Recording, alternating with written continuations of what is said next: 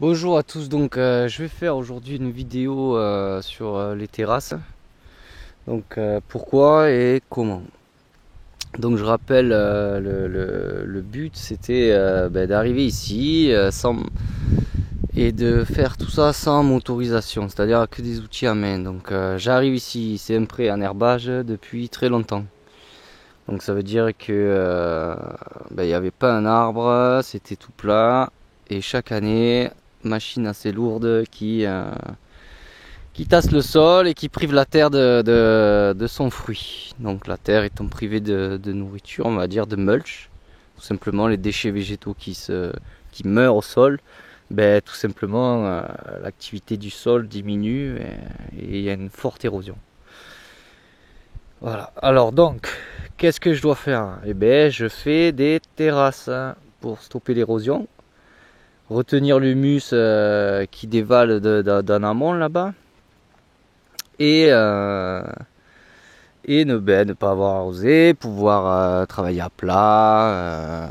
Après, ensuite, il y a ça. Mais le premier but, c'est ça, c'est stopper l'érosion. Comme une forêt, elle stoppe l'érosion. Voilà, pour vous planter le clou sur cette idée de stopper l'érosion des sols et de raviver l'activité microbienne, je vous conseille vivement d'écouter les conférences de Claude Bourguignon ou de Sepp Holzer. Enfin, moi, je sais que c'est les deux. Il doit y en avoir d'autres, hein, bien sûr, mais c'est les deux qui m'ont fait. Alors, voilà pourquoi. Alors, comment je fais? J'arrive ici, il n'y a pas de surface de niveau. Je veux faire des grosses terrasses bien larges et relativement assez de niveau. Et j'arrive ici, je coupe des bois. Pareil, les outils en main, je coupe 3 bois. Donc les bois sont tordus, ils sont pas droits. Donc pour faire un niveau avec ça, moi qu'est-ce que j'ai fait? J'ai fait déjà ma flèche là comme ça, planté un clou à l'extrémité là-bas au croisement. Et avec des cordages, j'ai fait des projections. Une corde quand on tire dessus, elle est toute droite. Donc du coup, on peut faire des projections et créer son A parfait avec sa base et sa moitié parfaite. Vous réfléchissez un peu, vous faites ça à 2 ou 3, parce que moi j'étais tout seul, je plantais des petits repères dans la terre pour tracer, pour, pour fixer mes ficelles. Il y a toujours moyen de se débrouiller, creuser la tête un peu, ça va aller très vite, vous allez comprendre. Donc on finit avec ça, donc on coupe bien du coup avec nos projections, nos pattes comme il faut. Et la base a une position correcte avec un trait au milieu. Ensuite, vous plantez un clou sur le croisement, vous faites descendre une ficelle avec un poids qui descend en dessous, bien sûr, de là. Alors ça, c'est des vestiges, hein, vous voyez, là, ça fait un moment que les terrasses... Donc voilà, après j'ai ça.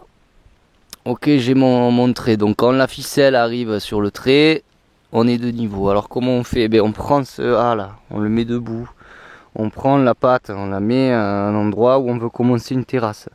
Et on va reporter le pied dans la pente jusqu'à trouver le niveau.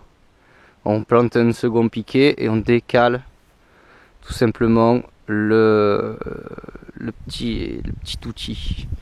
Alors pour faire des terrasses, parce que moi j'avais vu ça pour faire des bastières, hein, vous faites qu'une ligne et vous creusez et ça retient de l'eau. Moi je veux faire des terrasses, alors comment je fais? Je fais trois lignes en fait. Hein. Première ligne, vous voyez le piquet là, et elle suit l'autre terrasse. Ok. Donc deuxième ligne, on ne la voit pas vraiment là, parce que ça fait un moment là que je devais attaquer, j'ai pas pu. Elle est au milieu. Et une troisième ligne à égale distance. Ici, après quand vous prenez l'expérience, vous avez envie de faire des petits recoins, des machins, vous pouvez toujours gérer un petit peu l'écartement entre la première tranche et la deuxième tranche. Donc vous allez avoir trois lignes, une ligne du bas qui va déterminer le talus, la base du talus, une ligne du milieu qui va déterminer, quand vous allez décaisser, ça va être votre zone à pas monter au-dessus, quand vous allez creuser ici et rapporter là. Et la ligne d'en haut qui représente l'endroit où on va creuser le plus, tout simplement. Donc vous avez vos trois lignes. Moi ce que j'ai fait, je fauchais ici le foin à ras avec ma faux. Et ensuite je prenais avec la pioche, donc je commençais ici. Je raclais tout simplement, je prenais la base de racinaire et je la prenais et je m'en servais de briques au bord du talus là. C'est-à-dire je me faisais des petits rectangles là et là je me les calais au bord du talus avec l'herbe vers l'extérieur. Donc clac clac clac clac clac clac clac pour avoir déjà directement un talus déjà peuplé, qui pleuve pas dessus, qui se rôde pas d'entrée. Donc faites pas ça en plein cagnard, faites ça à mi-saison plutôt. Hein, que les racines ne meurent pas. Donc je prenais des briques, toute la première surface d'en haut, je prenais des briques. Et je raclais un petit peu en bas aussi. Pour me faire justement ce petit talus déjà peuplé de chiens-dents, de foin. Et ensuite vous creusez, vous rapportez ici. Et quand vous arrivez au niveau du milieu, ben, votre terrasse elle est à peu près de niveau. Et vous suivez l'arrondi de la pente. Des fois il y a des bosses, des trous. Voilà, ça c'est voilà. Donc voilà pourquoi et comment. Alors ensuite, donc maintenant que les terrasses sont faites, bon je vous rappelle à la pioche, hein, tout ça. Voilà, quand on fait tout ça tout seul à la pioche là, ça, on a le temps de décompter. Voilà, mais faut pas s'exciter quoi. C'est un choix de vie. Hein. Moi, j'étais parfaitement intégré dans une société profondément malade à mes yeux, Donc, ça m'a fait du bien de lâcher et voilà et de venir vivre un petit peu de façon en accord avec ce que je pensais quoi. C'est tout. Donc à mes yeux, hein, je dis bien à mes yeux. Je dis pas. Voilà, ça c'est mon délire, hein. Enfin le délire de pas mal de gens. Donc voilà les terrasses, donc ensuite vous plantez des fruitiers. Hein. La plupart des choses elles poussent pas en plein cagnard, en plein soleil. Hein. Ça c'est pas vrai, hein. C'est pareil. Hein. Faut de la chaleur, de l'humidité, d'accord, mais faut couper les vents, puis les plantes s'entraident. Hein. Faut pas se mettre en compétition à partir du moment déjà où elles n'ont pas la même hauteur. Voilà, donc ensuite des fruitiers sur les talus et tout ce qui est baies, tout ce qui est framboises, groseilles, cassis, caseilles, des vignes. Là vous avez de l'osier. Pour la vannerie, ça va couper les vents. Voilà, hein, vous voyez, j'ai mis ça dans un petit pot, regardez la gueule que ça a. Bon alors là vous voyez rien qui sort, en fait si il y a des haricots. Voilà, donc le but c'était vraiment le gros œuvre, donc ça c'est une pédagogie. Le gros œuvre, et je suis arrivé très tard et je n'ai pas trop de semences.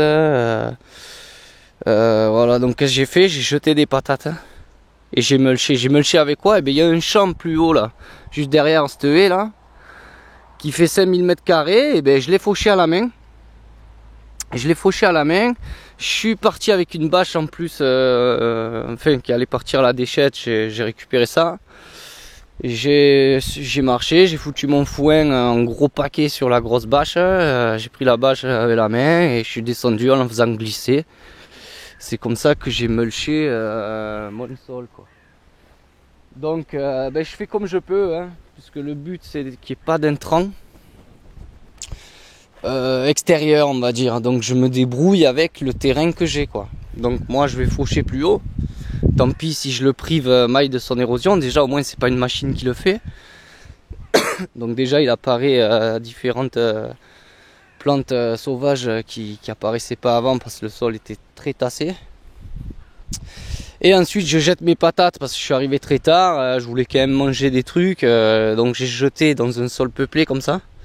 Les terrasses étaient toutes peuplées de foin. J'ai jeté par terre des patates haricots. Je me suis pas pris la tête, acheté dans le commerce. On verra bien ce qui dégénère, ce qui dégénère pas. Déjà cette année, je suis content. Je nourris mon sol et du coup, il est beaucoup plus vivant. Il apparaît des plantes comestibles à gogo. D'ailleurs, il y a Tristan et Jennifer qui sont venus là, je les remercie. Tristan, un gars super cool, il connaît les arbres, il me montre des trucs. Jennifer, elle est là, on a fait le tour là, elle m'a montré des plantes là et encore. On était dans une autre optique un peu plutôt de voilà, elle m'a montré quelques plantes là, ça n'est agavé qui sont comestibles, hein, c'est parfait quoi. Voilà, donc le sol s'enrichit chaque année. Voilà, donc là, si le type il a une logistique serre, il fait partir dans des godets là, permaculture et tout, là il fait un carton. Hein. Là, je vous garantis, il plante ça dans le mulch, il y a eu canicule, tout le monde a arrosé, machin, moi pas une seule goutte d'eau. Hein. Et c'était toujours humide hein, et magnifique dessous. Ensuite, il y a un autre truc qui est sympa aussi, c'est quand vous avez des stagnations d'eau, parce que vous arrivez sur la partie ici là. La partie plus vers le talus, vous allez creuser, donc déjà sur une terre érodée, vous allez rapidement arriver à la roche et à l'argile. Quand vous allez faire ça, donc là vous allez avoir un truc un peu pas mal au niveau du drainage, mais là par contre ça va y avoir des stagnations d'eau, il ne faut pas s'inquiéter. Vous mulchez, la terre est humide, les tops elles vont faire quoi? Elles vont passer par dessous la terrasse, elles vont creuser sans arrêt, elles vont faire des galeries comme ça. Ce qui fait que l'hiver quand il commence à pleuvoir et qu'il y a pas mal d'eau, d'ailleurs qui dévale des prés du dessus parce que ça absorbe pas les sols, c'est pas de la forêt. Hein. Vous vous trimballez là en base de terrasse là, et ce qui faisait peur la première année, c'est-à-dire il y avait des grosses flaques, hein, et pas de végétaux, quasi des algues, hein, ça coulait une rivière. Hein. Et bien en fait, si vous voulez, c'est drainé, hein, donc le trou, la top passe par dessous le talus, elle arrive en base là. Du talus et vous voyez l'eau couler par les trous des tops quoi, c'est coulé tranquillement sans éroder le sol. Voilà, et ensuite quoi dire de plus, donc le but c'est de créer, laisser se créer un système comestible, hein, un écosystème comestible, voilà, en proposant moi ce que j'ai pas grand chose en graines, mais déjà j'ai beaucoup de cressons, j'ai pas mal de choses comme ça quoi, qui poussent bien quoi. Voilà, et chaque année, de nouvelles plantes qui apparaissent, comestibles, des menthes, des machins, en voulez-vous, vous en avez. Voilà, donc ça, c'est pareil, c'est parti d'un petit pot. Voilà, ça commence à faire bien plaisir, c'est délicieux, il n'y a pas de piquant.